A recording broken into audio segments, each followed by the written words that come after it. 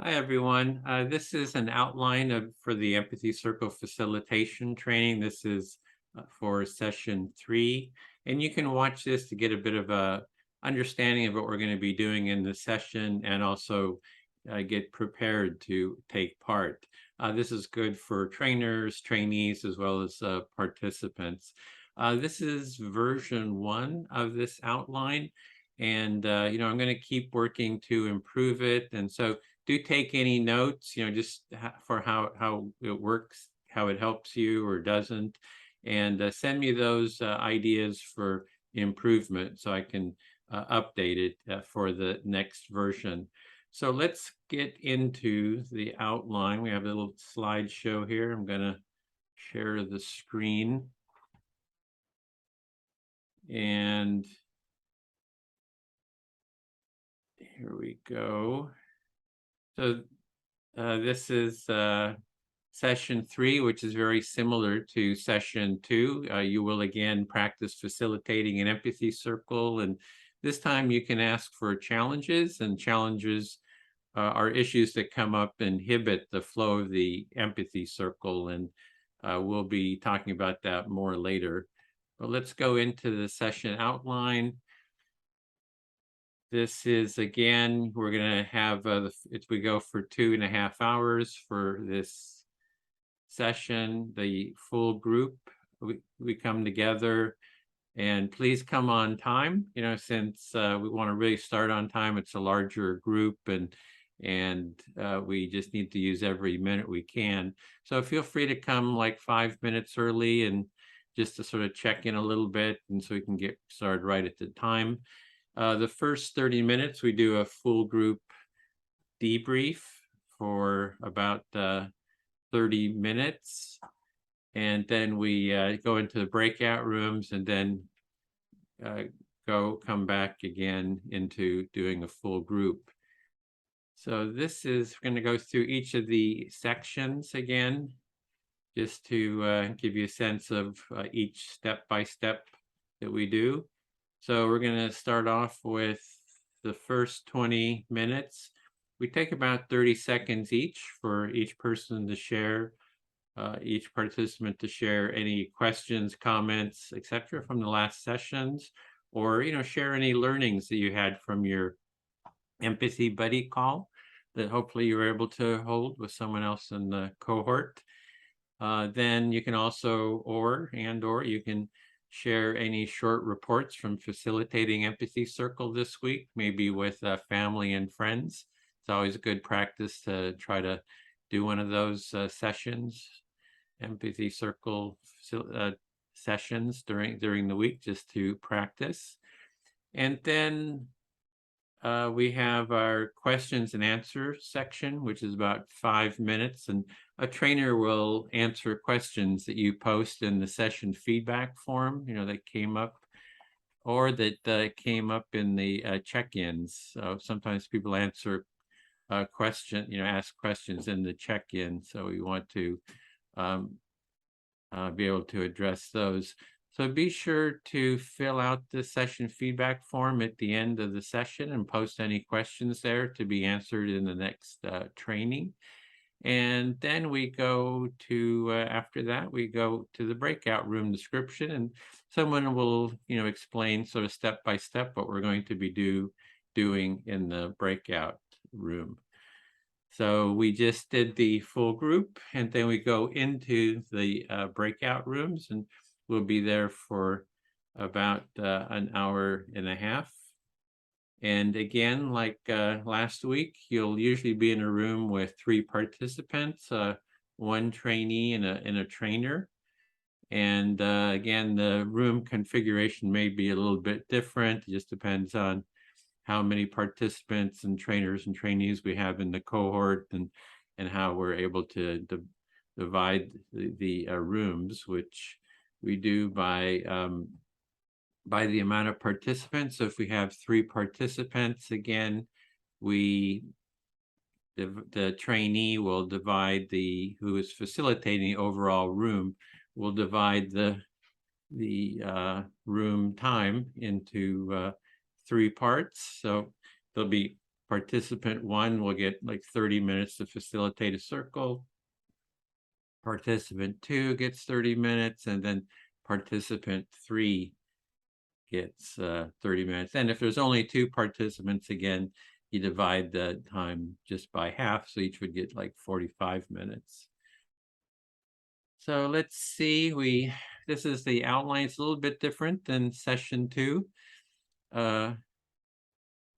The trainee is going to ask for someone to volunteer to be the first facilitator, and someone's going to volunteer, and the trainee will ask you what challenge level you want.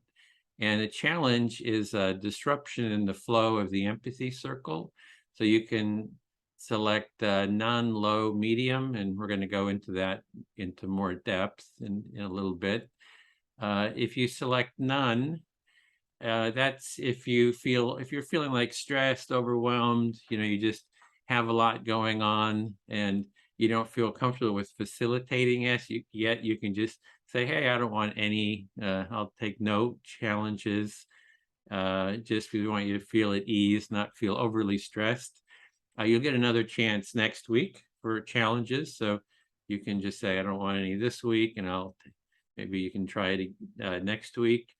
Low is just getting sort of a taste of the challenge, maybe 1 or 2 sort of simple challenges that you as facilitator are going to try to try to take care of, and any kind of issues that come up, and you'll be kind of dealing with those.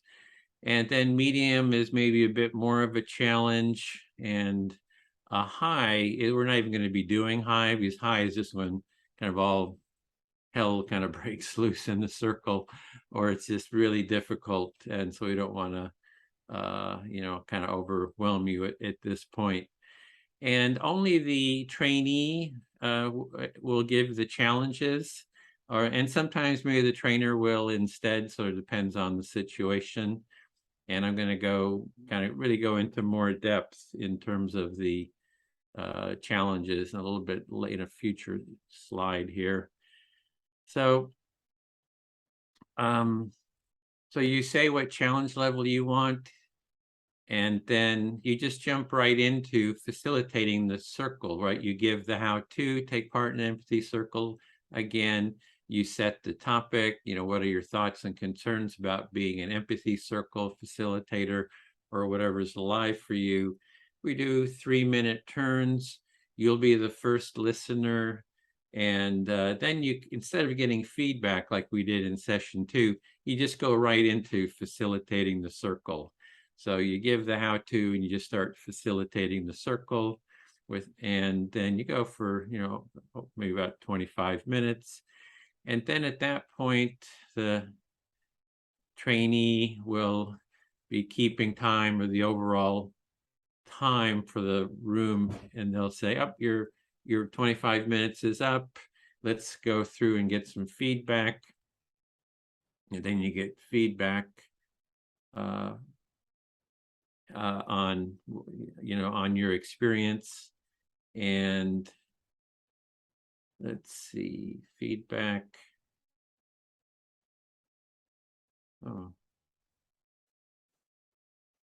And then I wanted to go into what the challenges are. I thought I had a slide there for how to give feedback, but in terms of giving feedback, we always start with the person the facilitator, how was the experience for them, and then we hear from all the participants. And then I wanted to go into more detail about what challenges are.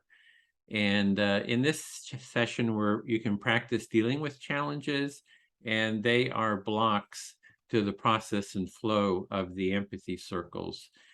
And you're going to experience these challenges more with people who are new to the process. Once people are really familiar with the empathy circle process, have done it several times, you usually don't really have many challenges come up. And let's take a look at some of those challenges, what they are. So sample challenges would be like number 1 is the silent listener is interrupting the process. or 2 would be a participant objecting to the process, or perhaps 3 is a listener is not really reflecting accurately. And let's go into each of these into greater depth. I'll just share each one and explain them a little bit. So this first one is a sample challenge number 1, silent listener interrupting the process. Maybe they say, they say, oh, I have an idea. I want to share my idea, while there's a speaker, the active listener is reflecting, and then the silent listener sort of interrupts and says, hey, I have an idea about that. And they want to, add their comments, and it's not their turn. Or, they want to agree with someone and said, yeah, to the speaker, I agree with what you say, or they'll disagree or something like that. And then what does a facilitator do, in that situation? And here's just kind of modeling this a little bit. So, the speaker is speaking, the active listener is reflecting, and then the silent listener says, I have some thoughts about that. I've had a similar experience. And then as the facilitator, lower left-hand corner is the facilitator would say, oh, well, this is just one strategy of how to deal with it. Everybody's going to deal with it a little bit differently. You could say, I hear you have a similar experience that you would like to share. We want to hear everything you want to share when it's your turn to speak. But right now it's the speaker's turn, and the circle will get to you shortly. And so what you're doing is you're kind of reflecting what the person who's interrupting is saying, give them a little empathy, keep it, very short, and then, direct them into the process that we want them to do, is just wait till it's their turn. And by giving them, just a quick set of little bit of empathy, sometimes that kind of takes off the edge of, them being corrected. At least that's my experience, and it's worked pretty well for me. So you can kind of experiment with that a bit. And then here's another sample challenge, is a participant objecting to the process. So a participant objects to the process, wants the group to talk normal without empathic listening. What do you do as the facilitator? So I set up a little model for that. Let's say, the speaker is speaking, the active listener is reflecting, and then the silent listener says, this is boring, let's just talk normal. And so what do you do at that point? And again, it's very similar to the previous situation. What I would try is well, I hear you feel this dialogue process is boring and you want to talk in a normal way. So I'm, giving them a little bit of empathy. We want to hear your thoughts, about that. But right now it's the speaker's turn to speak. When the circle gets to you, you can share that. And we do want to hear what your thoughts are about this. So you're kind of redirecting them into the process. Again, you're hearing them, redirecting them, then you continue with the speaker and active listener, speaking. And so what I try to do is, not get into a big discussion about it. And then maybe when I'm the facilitator, it'll go around, you'll see the facilitator, when they get their turn, you might use your turn to talk about how to deal with, if you're bored, just try it, keep trying, and then you just kind of bring people keep them in the process. So without, the person trying to interrupt, and you have a big discussion outside of the empathic listening process. So it's like, let's have this discussion about, hey, this is boring, I want to talk normal. Let's have the discussion about it within the empathic listening process. And then you can also, when it's your turn to speak, say, hey, we've all sort of agreed to this process, and, unless everybody agrees to change it, let's sort of stay with it and, just give it a try. Let's see what happens. And usually after a while, people kind of settle into it and start actually appreciating the process. They see the benefits of it. So here's another one, another sample challenge. The active listener is not reflecting accurately. So this is going to happen, more often again with new people. Maybe they're asking questions, they're giving advice in their reflection, they're telling their own stories, they're giving sympathy. What do you do as a facilitator? And again, we have, I'll have this little model here. And let's say the speaker is sharing, they're saying, oh, I'm feeling really depressed, had a really hard day, and some things happen, I'm just feeling depressed. And then the active listener, instead of just reflecting that, they start asking questions, say, oh, how often do you get depressed? Or something like that. Or they start giving advice like, what I want to recommend is that you get more exercise. That will really help you with your depression, right? Or they'll start telling their own story like, oh, I remember when I got depressed and how hard that was, et cetera, et cetera. Or they'll give some sympathy, which is, oh, I feel so sorry for you that you're feeling depressed. And so these are all sort of blocks to just hearing the speaker. They're saying, I'm feeling depressed. And you just say, oh, I hear you're feeling depressed. That's just the straight reflection, recapping what you heard or understood them saying, and then they would continue.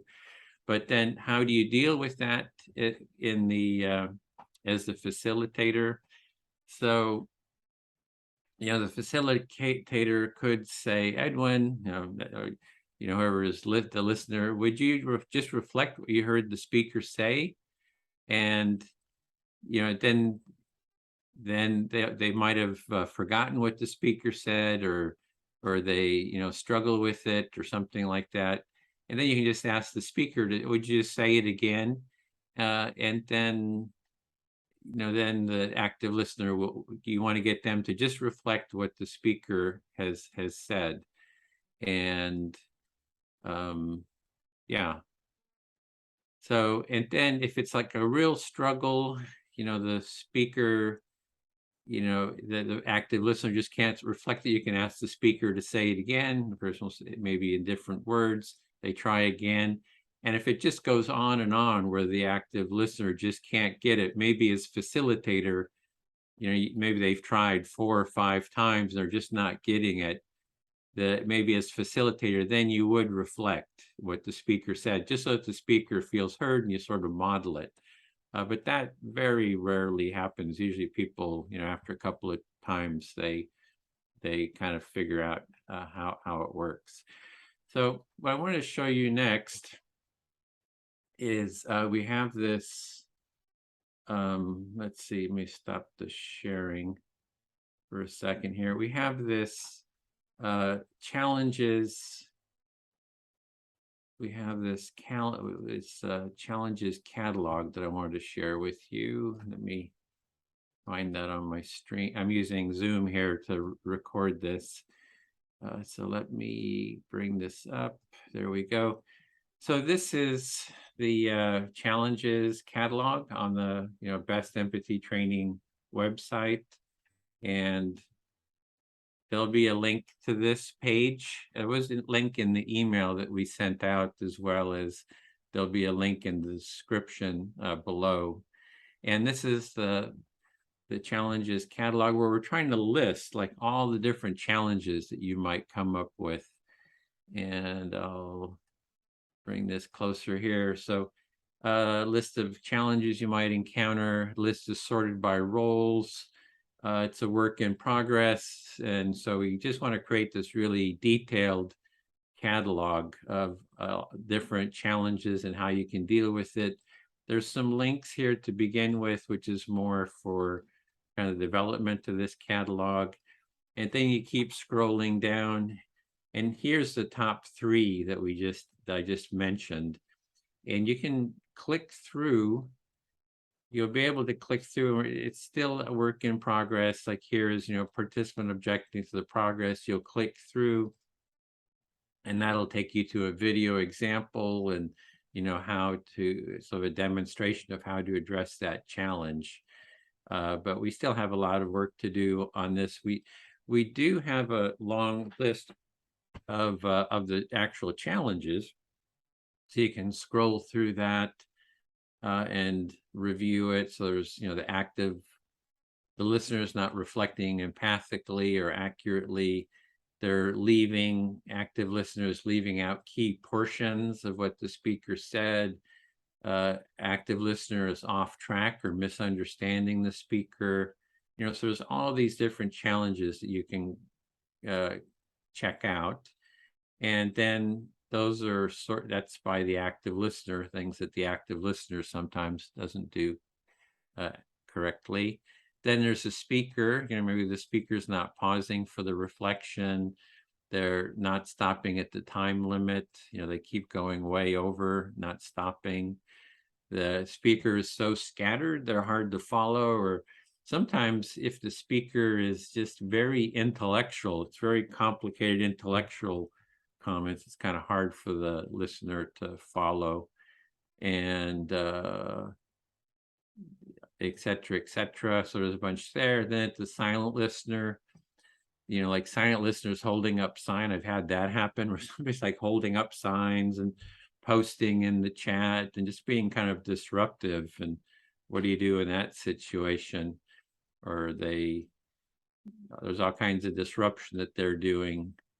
Maybe they're turning their cameras on and off, or whatever, drinking, leaving the room, using the phone. So that can be kind of disruptive to the flow. And then participants objecting to the process. There's a whole list there. And as facilitator, just kind of issues you might be dealing with. As a facilitator, it's like, hey, how do I remember all this? I got so much to, track here. I got to keep track of the time. I have to be able to address any conflicts. And sometimes it just feels like a bit much, when you're first starting. But it does get easier over time, just like anything. The more you practice, the better you get at it. And feel anxious, forgetting to start the timer. You just have to sort of wing it at that point, kind of guess at how much time went by. And then there's also technical issues, stuff like that comes up. So that's your catalog. You can review those. As a trainee, giving challenges, you can review those. As a trainee, I do recommend you just start with one of these first three, as giving the challenge. Then it's those are good starting ones, and you may add some other challenges, besides those.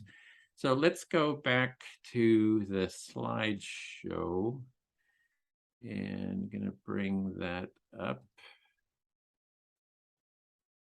So here we are, challenges catalog. We just took the tour of the catalog, and here's that slide of you've gotten your challenges, you've sort of addressed those. Your time is up. The trainee says, or trainer say, okay, your time is up, your 25 minutes or so.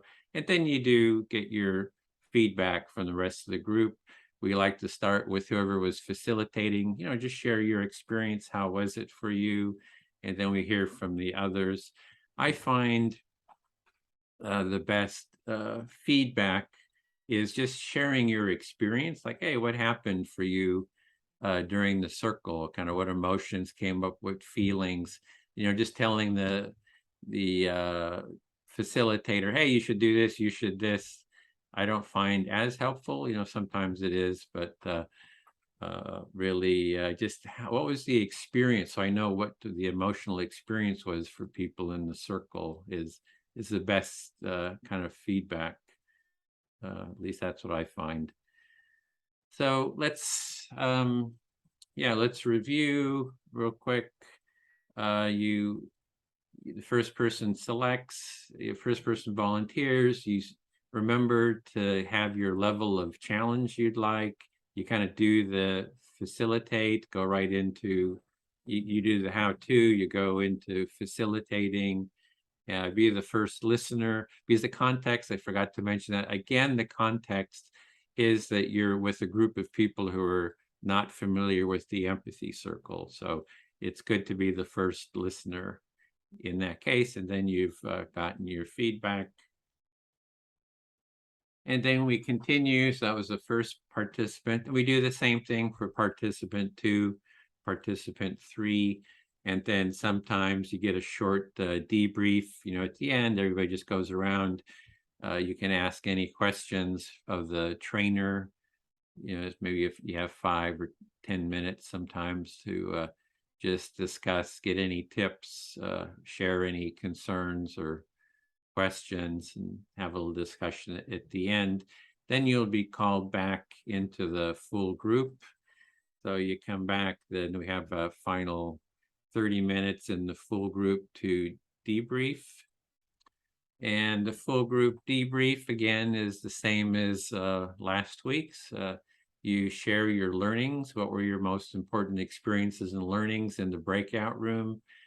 It's really good to, get nuance, like what did you really learn, or kind of what questions kind of came up for you, something where you can just move your learning and the learning of everyone else forward. So I find that that's really helpful to share. And then we move on to the closing. And again, we hear from any final trainer comments. We review what we did in this session, and then we review what we're going to do next week. And we just mentioned the assignments. Again, there'll be a buddy call, and we ask you to do the feedback form.